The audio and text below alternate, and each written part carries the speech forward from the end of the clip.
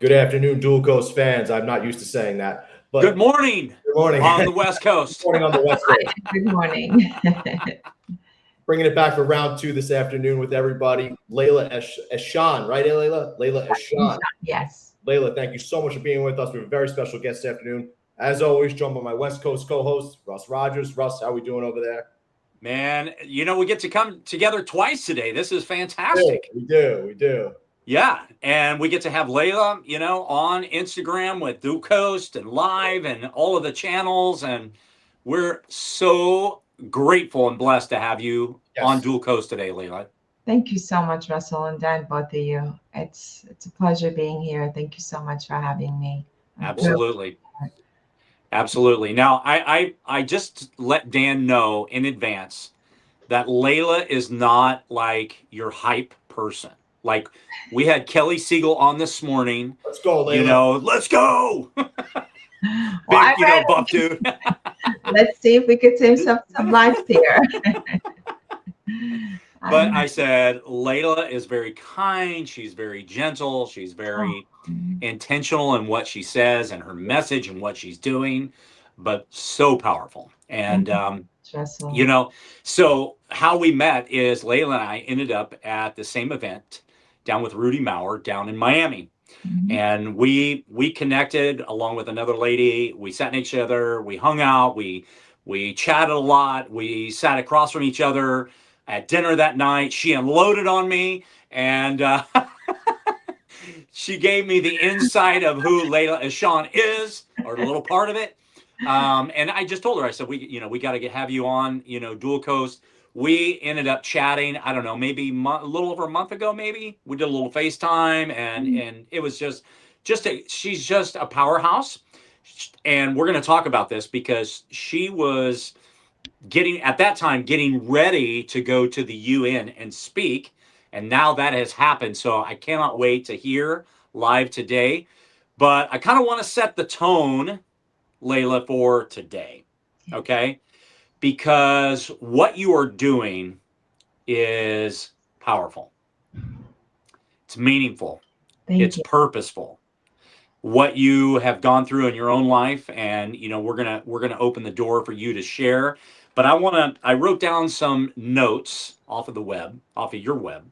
Yes. And I want to share a little bit about this, okay? Yes. So I'm going to kind of set the stage, and then we're gonna go right into it. And I'm only just pulling out a few things. I mean, there's so much more, okay? Yes. First of all, Laila is an author of a book called I Want Freedom, okay?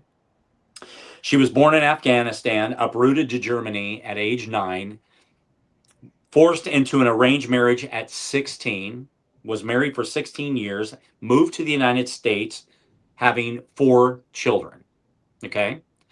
Then, in that marriage, not only was she raped, and it was a violent marriage, but she had to deal with mental torture.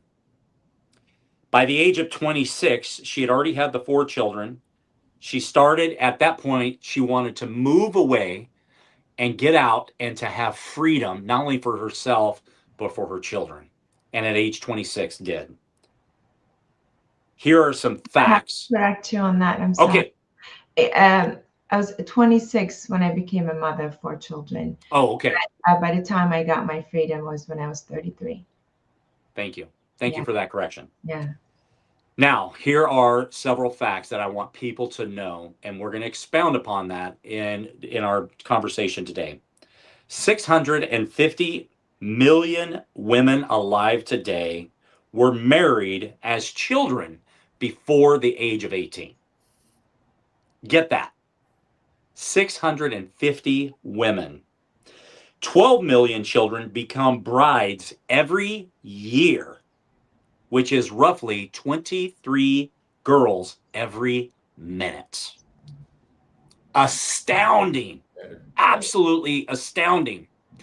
Now, I'm sure, Laila, you have looked back at your life. You have come a long way. And I'm telling you, the time that we had that you shared with me, not only on the phone, just, a little over a month ago, and then down in Miami was absolutely amazing, because I just felt your heart and your passion, for what you're trying to accomplish in reaching people to not only get on board with your nonprofit, donate, help in any way that you can, but you have a message that is reaching people for children around the globe who you're trying to keep from what happened to you happen to them.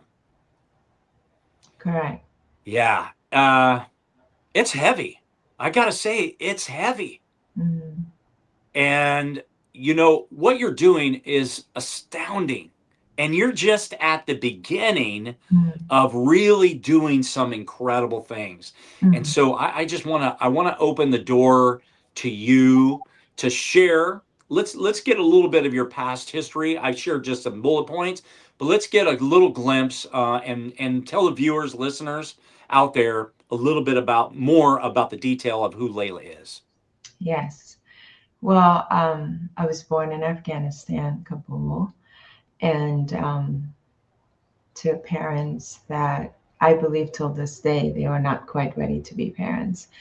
Um, I was 9 years old when the Russian invaded our country, and my father's career was with the Treasury Department. So, knowing that these are the first people would be assassinated in the war, so he was afraid of his life, and he wanted to escape the war and move to Germany.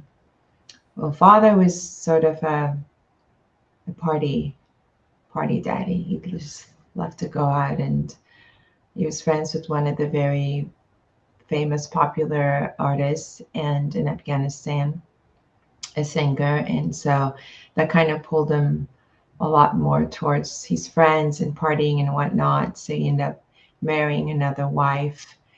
And a year, I want to say, prior than us moving to Germany before the Russian invaded. And when we moved, my mother refused to follow and come along with us to Germany. The fact that what he did, marrying another woman in our culture, you could have as many as wives as you want, as long as you can afford them. And so, due to those circumstances, my mother did not feel secure in a relationship. She had never traveled before. Only went to school till she was ninth grade. Then she got married to my father.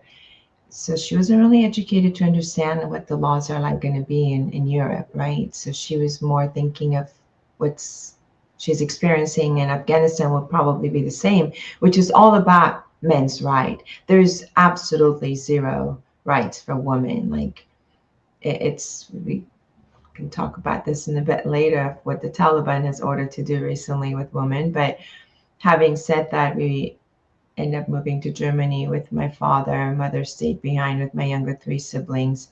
My father ended up taking myself and my older sister, that's only 11 months older than me, to Germany due to education and having a better opportunity for us and whatnot.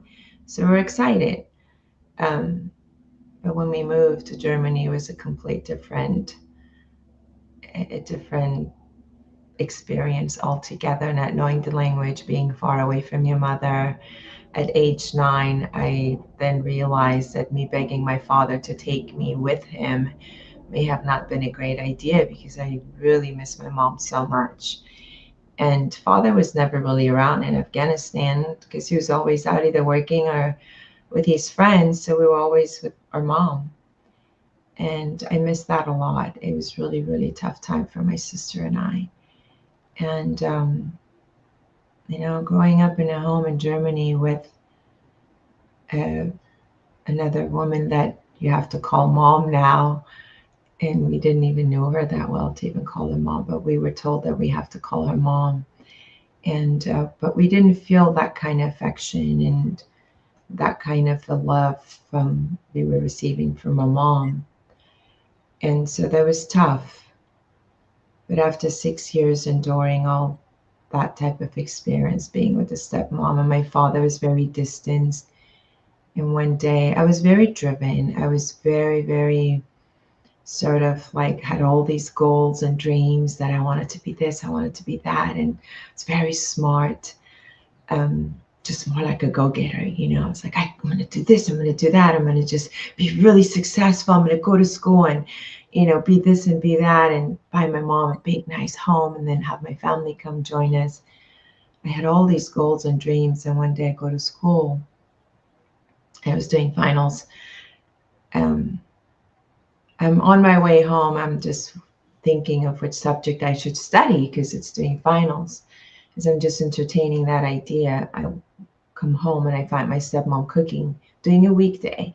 She had never cooked during a weekday. And I was like, what's going on? She's like, make some tea. We have some surprise guest. She wouldn't tell me who they were. So I walk in with a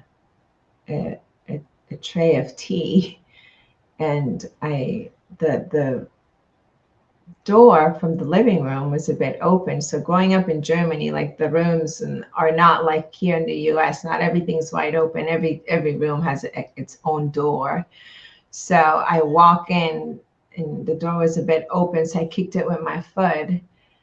And the second the door opened, and I just froze, like I'm seeing these two men looking at me and smiling.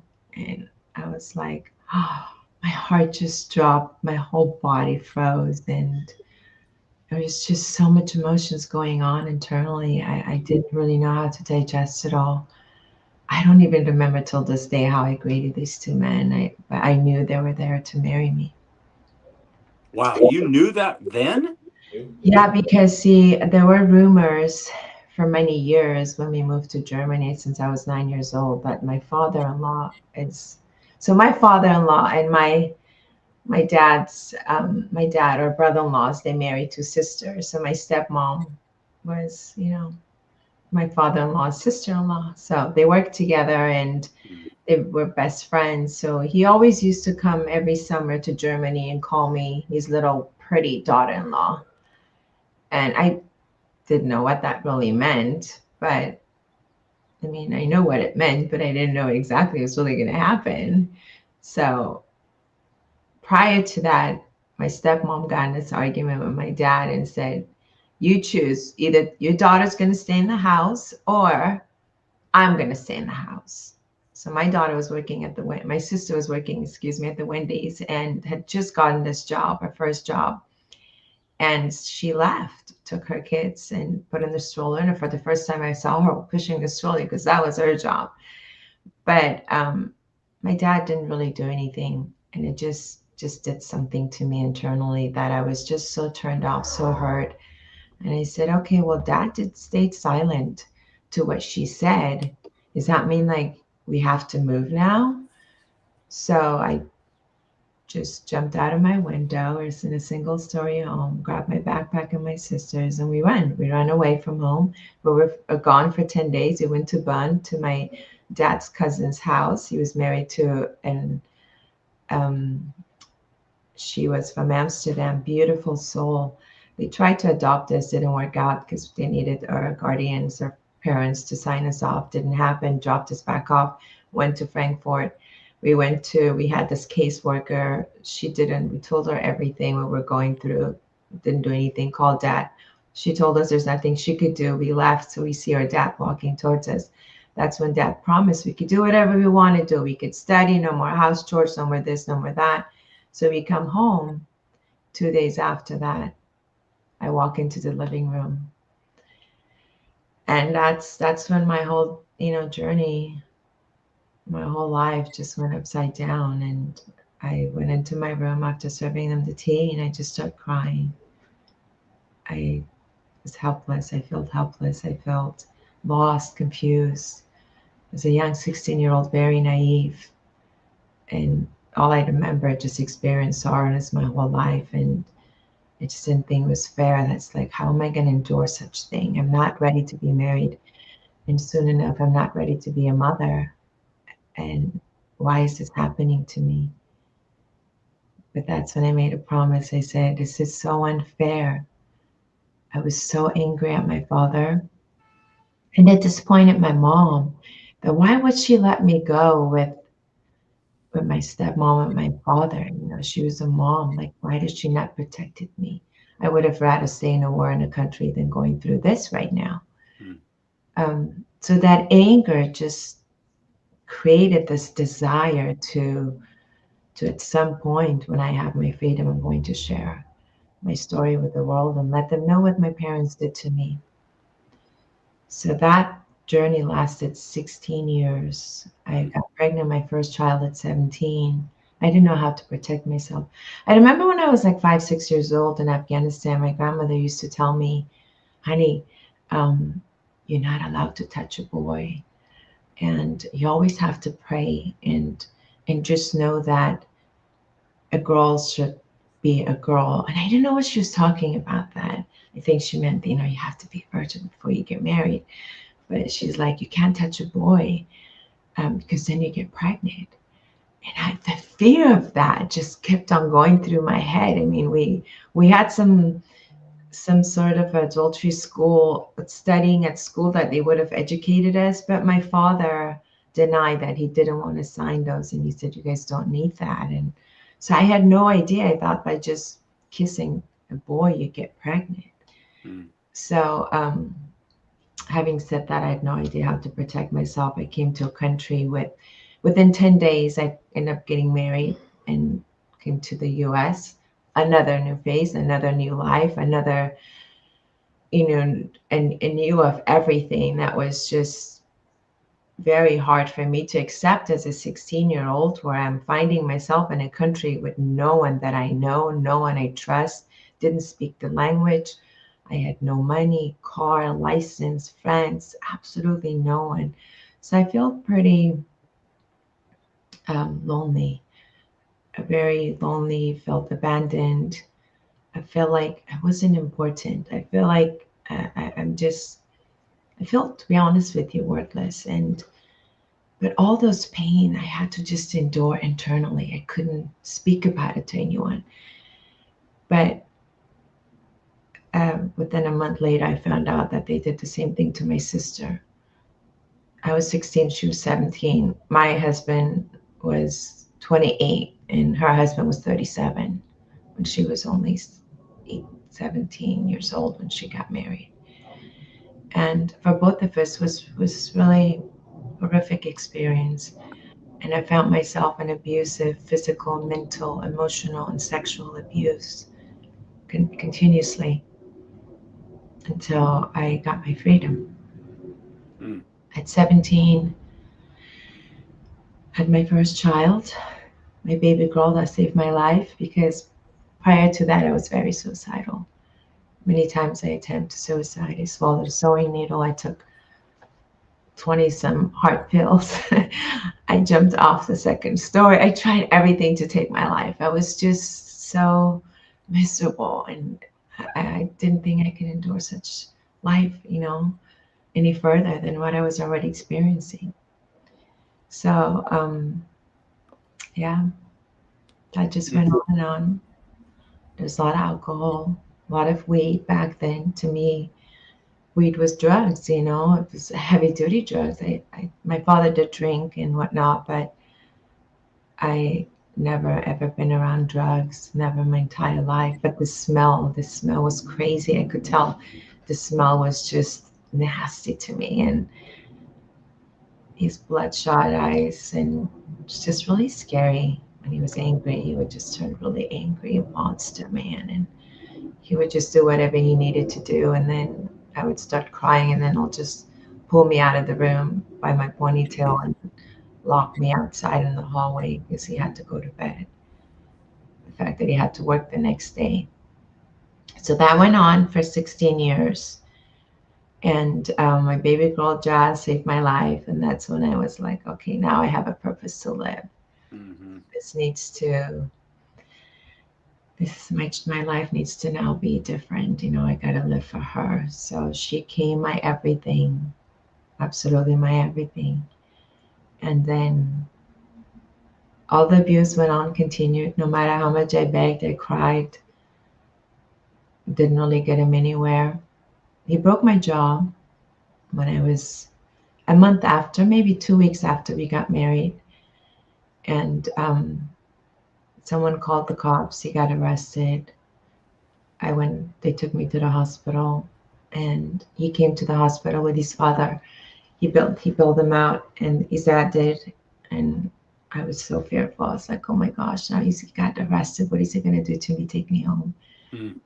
And he didn't touch me for a bit, but he was very mean. He was always calling names, pushing, shoving, and but never like in a sense of giving me bruises or broken bones. But then after, I think he had some anger management issue classes he had to attend for a little bit. But every time he did that, he would come home, just throw things and shove me and push me and call me names, and just was horrible. I couldn't wait for him to finish those classes so he could just not do this to me anymore.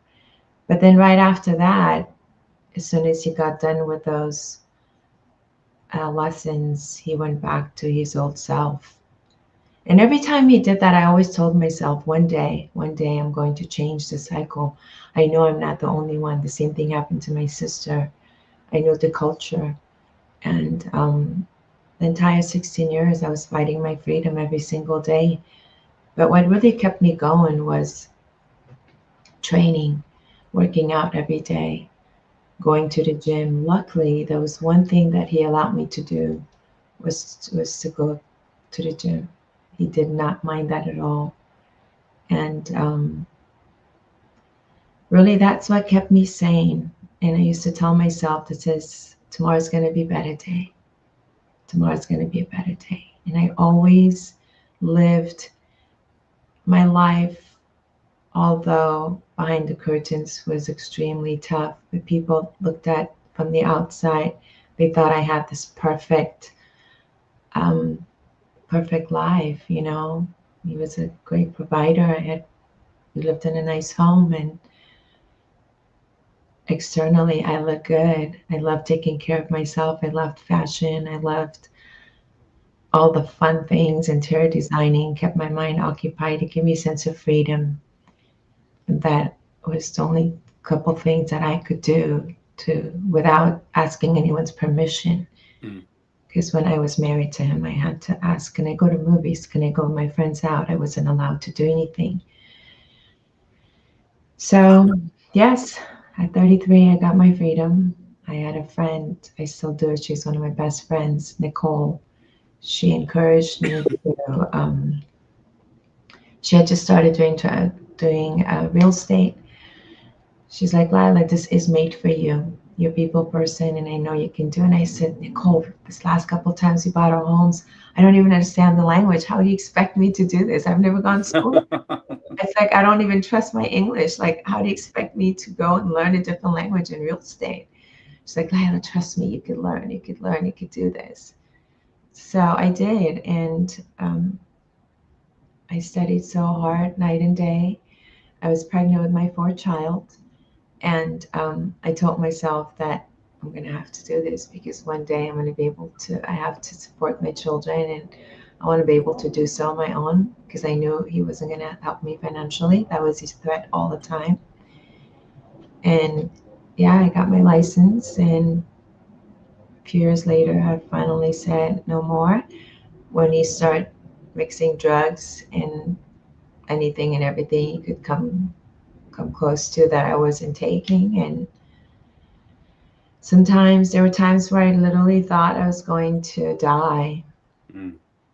I begged him. I said, stop doing this, because our children needs me. Yeah. You know, you're the provider. You're always going to be at work, and I don't want my children to be brought up by stepmother or by stranger. Like, I love my children, like, till this day. I always raised them in a very particular, very secure way, and very clean, loving, caring environment. All the things that I never received, that I lacked on growing up from my parents, I made sure my children will have, and also raised them with knowing that we all have a purpose. I already know my purpose. I know my purpose would be one day that I'm going to be raising my voice and being the voice for all the voiceless girls that are out there. But I also wanted my children to know that I wanted them to be educated. I wanted them to be financially very successful. I wanted them, because as we all know, when you are financially secure, you have power. When you have power, you can change the world in any shape and form you choose to. So that's how I raised my children. But when they were old enough where I felt like they're literally adapting to some of the things their father's doing right in front of them, which was drinking, smoking weed in the backyard, coming back smelling. It's like I don't want to end up being with five of the same person, and my boys end up being like their father, abusing their mother, their wives, and then their children would have to experience with my children. Same thing for my daughters. And that's when I said no more. I got my freedom and filed for divorce at age 33, took advantage of my real estate license, started door knocking whether rain or shined. And whether I had my blisters or bleeding or not, it didn't matter to me. I was determined that I'm going to be, having better lives financially than he ever provided. And I did, you guys, I did. I became one of the most successful agents in my office and in the community and in the whole DRA department. I mean, I used to get always these notifications of like, I'm being awarded like this date. If I hadn't even had the time to go collect my awards because I had to work. I mean, I was taking care of my family overseas. By then, my mother was already here, but I had my siblings out in Pakistan, and my mother's family, brothers and nieces and nephews that we were supporting. So I took over all that responsibility along with my 4 children, my mother, and everything else, and did real estate very successfully. Also became a real estate investor that I was very successful at. So yeah, and then children are now brought up and they're all adults. My boys are 28, 30. Girls are 33, 38, and I'm also blessed with 2 grandbabies. My oldest daughter's married. She's got a 3-year-old son and a 5-year-old son. And but when I wrote my book was during COVID, that I took the opportunity to now share my story. My children were old enough adults that actually were all on their own, and I figured this is the time to share my story with the world. And there you go. There it is. There it is. Yay! Congratulations on that. Yeah, thank you so much. That is amazing. Thank you. So this book, this story, is dedicated to, like you mentioned, 12 million girls every single year. This 12 million number comes from the United Nations report, but I think, if anything, it's a lot more than what's being reported, because a lot of these third world countries that are practicing this cycle of centuries and centuries of this forced arranged marriage, it happens in some places in the world where there's really no news, no television, no cell phones, no newspaper. They're all illiterate. None of these people can read and understand what's going on in the world. All they know is what happened to themselves, to their mothers, to their grandmas, and they keep on practicing the same thing to their little young girls, because this is what I do, and through the social media. As you know how that works, you speak, everything just starts showing up. You search for something, everything's right in front of you. I get a lot of posts that hits my page, as well as friends and spirits that know what I'm doing, sending me so many videos and things that I see. It's just like, I already know what's happening. It happened to me, right? But it's one thing that you know it's happening. Another thing that you're actually experiencing these videos. Just recently, about 4 or 5 days ago, I got this video. There's this room in this village in Afghanistan, very most recent ones. This room, there's 2 rooms that are filled with young little girls from 5 years old to 10, 11 years old at the oldest. And there is an American journalist that is asking them questions. There's a translator, and they're like, there's a few dads sitting there. The moms are in a different room. And all these little young girls covered up with their little heads. And they're like, so how old are you, honey? She's like, I'm 5, and just smiling. I'm 6, I'm 5. I'm 7, I'm 8. I mean, just dozens and dozens of them. They're all waiting to be picked up by their husbands. Every single one of these girls are sold anywhere from $500 to $6,000. And all these men that these young little girls have been sold to are in their 50s, 60s, 70s. They're interviewing a 10-year-old girl, and she's sitting next to her father, and she's crying so hard. I had to cry with her. I mean, it took me back. You know, I was 16 still. I was a bit older. But it just took me in my moment that I had to experience that. And she's only 10. She goes, Dad, don't do this to me. If you're going to do this to me, I promise I'm going to suicide. You can't do this to me. I want to be with you and Mom. I don't want to go to 7-year-old man. I don't want to be married to this man. Dad, please don't do that. And I remember when I was in my room, and that's exactly what I said. I was like, Dad, why are you doing this to me? I'm not ready. And so I was feeling her pain. And that is honestly the reason I can't look away. I just cannot look away. So I'm here and raising my voice and doing whatever I can to make sure that the entire 7 billion population of this world, which I believe 2 billion of these girls are of this population are these girls, honestly, because, and the sad thing is that 33% of these young girls don't make it.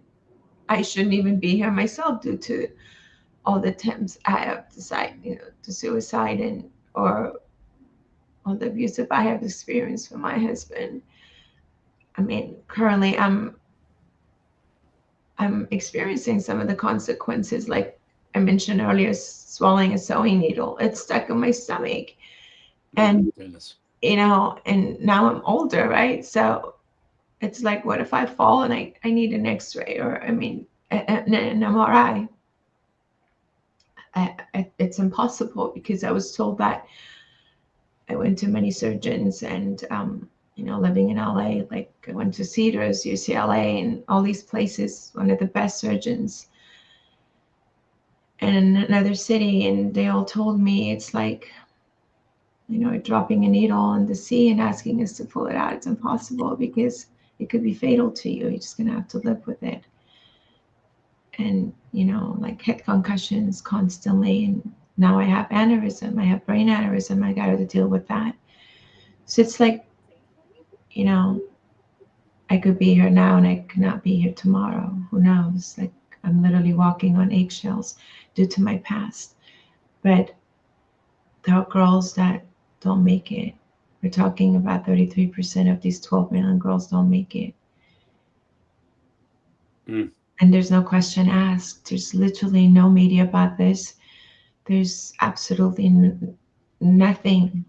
There's a few handful of organizations out there that, God bless their heart, that are supporting girls in need and that are stuck in the forced arranged marriages, because 99% of these marriages are in abusive marriages. They're not loving and caring marriages. A lot of these young 5-year-old girls don't even make it. I mean, when they through the intercourse, they're done. They're done. The 60, 70-year-old, they need to still need to be, developed. They're not there yet, so their bodies can't handle. And these poor parents don't know. They will never know that their daughters died. They'll never know what's going on with their daughters' lives because they take them so far away. They don't have any access to anything to be able to get hold of their daughters. And at the end, they all say, please take care of my child. Now she's yours. Please make sure you give her love and care. They go, oh, promise. And you see these on the videos. But do you really think that's what's happening behind closed doors? Not at all. No. Not at all. 5-year-olds, do you think, can actually be able to, their little tiny bodies tolerate, sexual intercourse? Like, what do you think? And it's just sadly, there's absolutely No news about this at all anywhere in the world. They keep on making it. I just read about a few months ago, I think it was in Saudi Arabia somewhere, that they legalized for girls to be married at age 9. Okay. Why? How?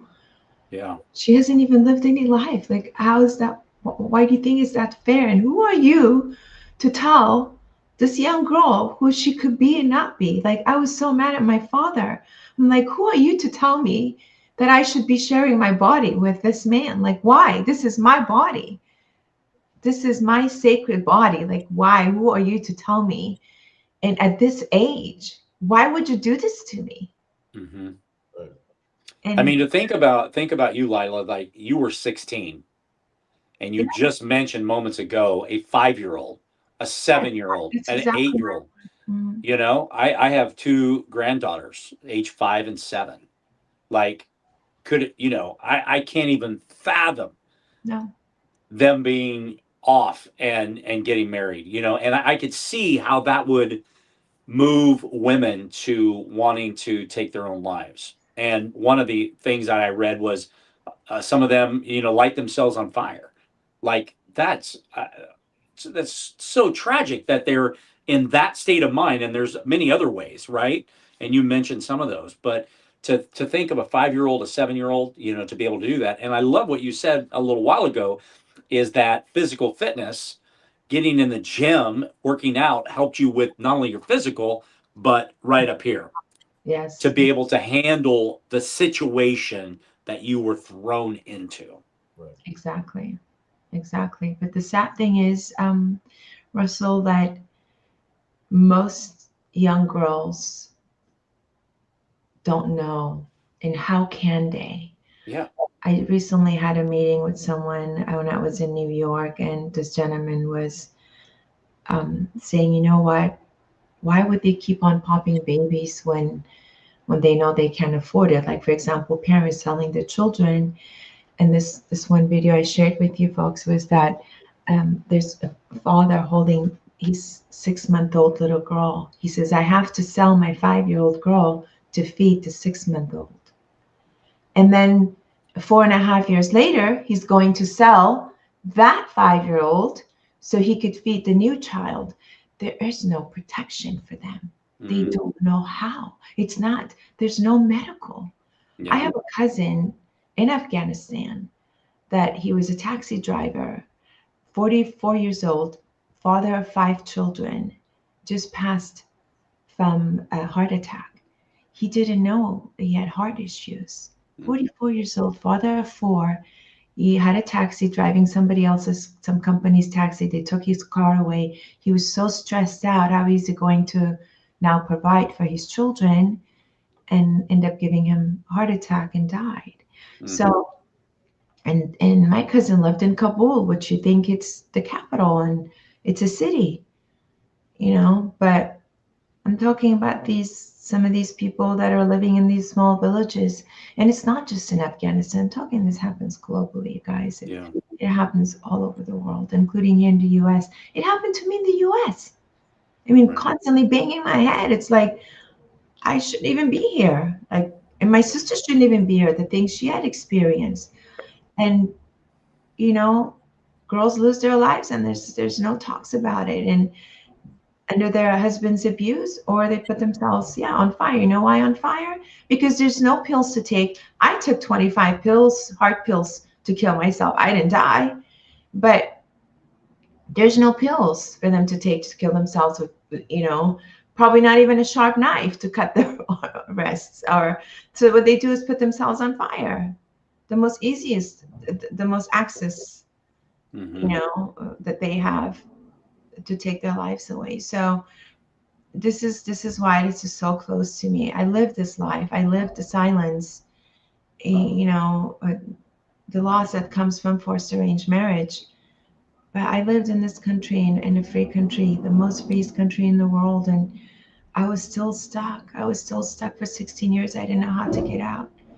And I got pregnant 4 times. And I didn't know the first time, the second, third, fourth, every time I filed for divorce. Because I was into health and fitness, I knew that birth control pills will cause me some sort of health issues later in life. I just knew it. Every time I took it, it's like, this is poison. I'm giving my body poison.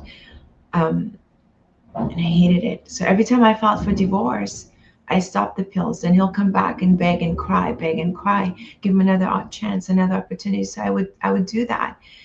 And me being so young and healthy and active, very fertile, I'll get pregnant. And so he took advantage of that. And he told me once, he goes, I wanted to have 4 kids with you, and I got that because I know now you can't go anywhere. Because he didn't think that I'm actually going to be able to work and provide for myself because I had no education. I was robbed from all that. But, being that little aggressive, driven, ambitious young girl, I carried that on with me throughout my adult life. And that's what got me to where I am today. But not all girls have that. Yeah. They just don't even know how to reach within themselves to pull that bravery out. So they're just stuck. They're just stuck in these, abusive marriages that they don't know how to pull themselves out. So what I want to do is, when I was writing my book, I realized that, okay, Laila, you're sharing your story with the world, bringing the awareness, creating a movement. Great. But this book could be out, but what can I do to help? So when I decided to launch my nonprofit organization, which is iwantfreedom.ngo, to the nonprofit to be able to, through funds, then I can, build a safe home, provide education, provide all the tools that they need and the support that they need so they become independent and maybe one day write their own story. Who knows? But that really what this story is meant to do. My story is to be able to save lives and provide what I didn't have, what I was lacking on. Yeah. For these young girls, and to get them educated, and give them the mental and support that they need. So yeah, instead the world is going into war, and one war to another war, and it's like, why are we doing all of this? Why can we just not have a peaceful life and just help one another and raise somebody else's hand to give what they need? And we're privileged, right? Yeah. Me, it's absolutely. like, as long as we have a roof over our head, a plate of food, and on the table, I think really that's more than enough for me. And I just want to be able not to help, but I can't do this on my own. It's obvious. It's impossible. I really need everyone's help. Everybody, including the women that are stuck in this situation, that what I'm finding from my experience, that due to their pride, dignity, family name, they just keeping their stories a secret. They don't want to talk about it. They don't want to share their story with me.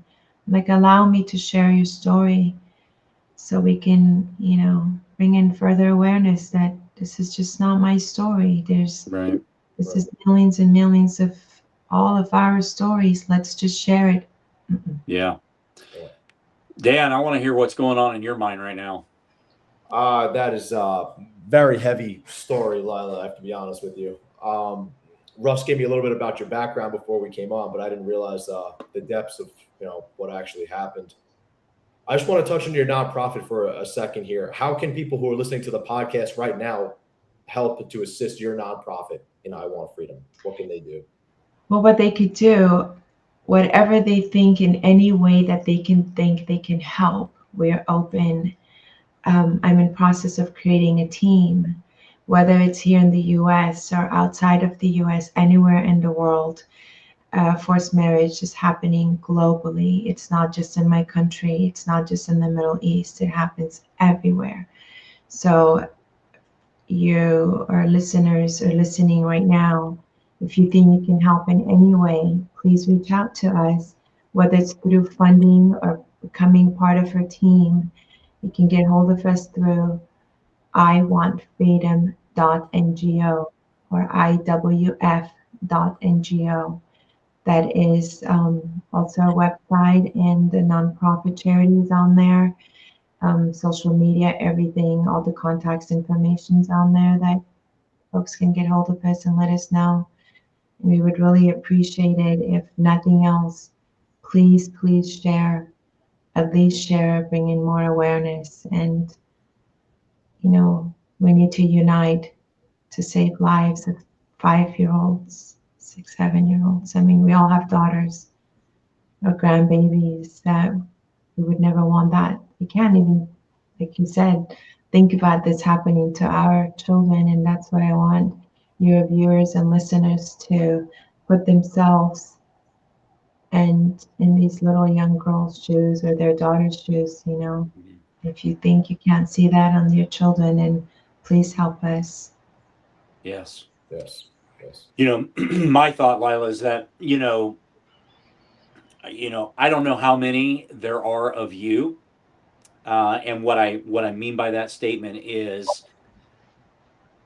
there are so many millions Millions. who have not come through No. the situation, Mm-mm. have not come through, and I'm saying that are alive, that didn't take their own lives, but who are living today, Yes, yes. still living underneath those circumstances, or maybe got free from that, but still feeling confused and distraught and feeling like who's going to be around the corner next to come get me, or Yeah. not being able to genuinely love someone, right? Or in your case, be able to get to the mindset and the healing process to be able to share your words. There's so many out there, millions, who have not made it through, who are struggling today. Yes, 100%, Russell. That's the whole point. Is for example, my own sister. I talked about her in my book. Yeah. Sophie, she, although she got her freedom, and you know, her ex just recently passed away from cancer. The family found him dead. He was dead for 3 days, bleeding from nose, mouth, ears, everywhere. I mean, just that, I'm like, okay, that was God's punishing him in a sense, you know, for what he did to that young little Sophie. But I tell her, I'm like, can I please, like, let me share your story? Mm-mm. Doesn't want to. Yeah. And that's literally been a challenge for me. Like you said, the ones that are stuck out of fear, they can't speak. And the ones that end up getting their freedom out of shame, embarrassment, family's name, you know, for all these reasons, they don't want to share their story. Um, you know, when I wrote my book, I knew that I have a relation, or I had at least a relationship with my father, and over the phone, and you know, maybe every few years I'll go visit them because they live in a different country. But when he found out about my book 2 years ago when it came out, I called. His brother passed away, and I just wanted to call and give him my condolences. And he said, "There's no reason for us to talk anymore," without even giving me a reason. And I didn't talk really about my own personal experience in details, the life I had in Germany, or maybe even at home in Afghanistan, because I didn't want it to lose the message of my book. This is about forced arranged marriage, not my personal life relationship with my family. Yeah. But so there's a lot I didn't share. But having said that, my father doesn't even know what I wrote in my book. This isn't about our personal story. So he's assuming. And I, a little part of me wanted to hear him that he was proud of me and that he wants to read my book, because I have forgiven him. I talked about it, and you read my book, right? And I said it over and over. It's not their fault. I don't blame them. This is a culture. This is a tradition that's been practiced centuries after centuries. So I want to break this cycle. I want to educate those parents. I want to educate these young girls and these young boys that this is not a way to do it. You have your whole life to get married. You have your whole life to have children. And through my nonprofit, I want to be able to support these families that are being forced to give away and to sell their children for financial burdens, right? They're not doing it because they don't want their children. They're doing it because the places they live, the areas they're at, there's no food, there's no jobs, there's nothing for them. So what they do instead, sell their little girls. So if we can provide them and support them where the countries they live in, you can support a family for $100 a month, and that's saving a life. Wow. You know, $100 a month to support a family in some village, to give what do you call it, a laptop to this young little girl and educate her, right? And in one laptop, you could educate 5, 6 girls. I mean, that's just how it works. They're all together all the time. Mm-hmm. And from there, you spend 5, 6 years. What is that times $100? It's nothing for a young girl or 6 of these girls to become educated, so then they can carry on and support their community and be a better role model for their children. This is how we could change a society. This is just how we could have a better world for the future generation. If we continue doing this, what do you think the outcome will be? Mm-hmm. You know, Yeah. so Yeah. that's really where my head is at. And yeah. One thing I have to say is I can't believe there's not much media coverage on this. Right? Not No. very well known by any means, Mm-mm. at least in my opinion. Russ, I don't know. Do you agree with that? Oh It's yeah, not- 100%. and it's 100%. just unbelievable to me how this happens.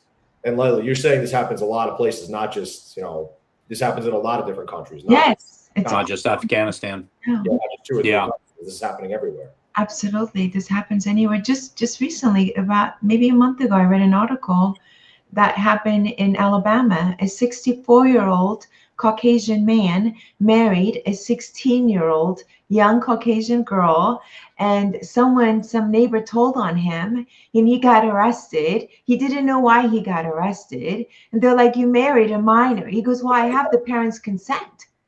That's crazy. That's just So this happened in the US. yeah. So it happens everywhere. But at least this young 16-year-old girl was lucky enough to have a neighbor telling Yeah. her husband that saved her life. Yes. I know I was 16 years old. I didn't know nothing. Right. I didn't know nothing about being a wife and being a housewife and having all these chores and being a mother. I didn't know. I didn't even know that the most healthiest thing to do as a mother is to breastfeed your child. I didn't know that. And I used to pump my milk. My mother-in-law said, "Well, pump it," because I was in so much pain. And she said, "Just pump it and give it to your child." And I pumped it out, and I saw like the milk was just mixed with, it just mixed with oil and discolored. And I was like, "Ew, this doesn't look like a normal regular milk. I'm not going to drink this." In Germany, the doctors told us every time we took our young siblings to the doctors, that was our chores. And they always said, if you're cold, your siblings are cold. If you're hot, so anything that you desire, you feel, that's how children. So to me, I remember that, and I was like, doctors in Germany used to tell me this about my siblings. So if the doctor would tell me, if don't, I wouldn't drink this milk, so why do I want to give it to my child? That's how uneducated I was. I went to school in Germany. I was here in the US. I didn't know. Sure. So imagine what these little young girls, they don't know. They don't know. So they need to be educated. The parents need to be educated. They need to be supported. And like I said, I mean, for us here in the US, I was in Miami, and I enjoyed one of these talks, and this girl's like, the host is like, "You guys buy my program, like it's going to be this much. And how much do you spend going out on dinners?" She's like, "I spend minimum $1,000 a week." And I was like, wow, she spends $1,000 a week to go out to dinner. If she could only spend $100 of that $1,000, That's right. Yeah. and support a family that can support 5 young girls. Mm. The sad thing is that like you said, Dan, there's not enough media. We talked about it, Yeah. and people don't know. When I was in the UN and did my speech, most people like, oh my God, I didn't know this was happening. I didn't know this was happening. And I'm like, wow. They go, oh, is this still happening? This is actually still happening? Not wasn't just in your time, but it's still happening. Yes, it's still happening right now. Yeah. Blind to it, and not enough. Yeah. Not enough people, talking about it like yourself, writing about it in your book, starting a nonprofit, going to the UN, and, getting on stages, getting on podcasts, and just sharing your story, your message, and that's what we need more of. Exactly. So, I hope that those that are listening today live, or those that are going to hear on the different platforms, social media, hearing and seeing the different videos of this cut, take action, Please. Action. because the story that Laila has shared of her past and her present, and I know she, in Miami, when we were sitting there at the dinner table, speaking so highly, of her children, and the relationship, and her grandbabies, and so, that brought, a smile to my face. And of course, we didn't go quite this in depth in our conversation, but she definitely shared an extensive amount of her story with me, and I was just so blessed to get to know you and to hear your story, about the pain and about the suffering, about all of the trauma that you went through, but the healing that has happened, and now the light that you're sharing, and shedding light, on the situation that's abroad, everywhere. Right. Yes, shedding the light is the main purpose here. Yeah, And absolutely. So thank you so much, you guys. absolutely. Thank you so much for coming on today. Laila, where can people find you, and where can people find your organization? My organization is iwantfreedom.ngo, and website, everything is all under the same name. So if they click in, and they can find the book on Amazon, Barnes & Noble. There's also an audiobook as well that I decided to narrate it myself. So it's all available on Amazon. And all the information is on the book, as well as under iwf.ngo or iwantfreedom.ngo. Okay. Mm-hmm. Excellent. Excellent. Please, everybody, go ahead. Please, everybody, get that book. Look into Laila's nonprofit organization. We ask you.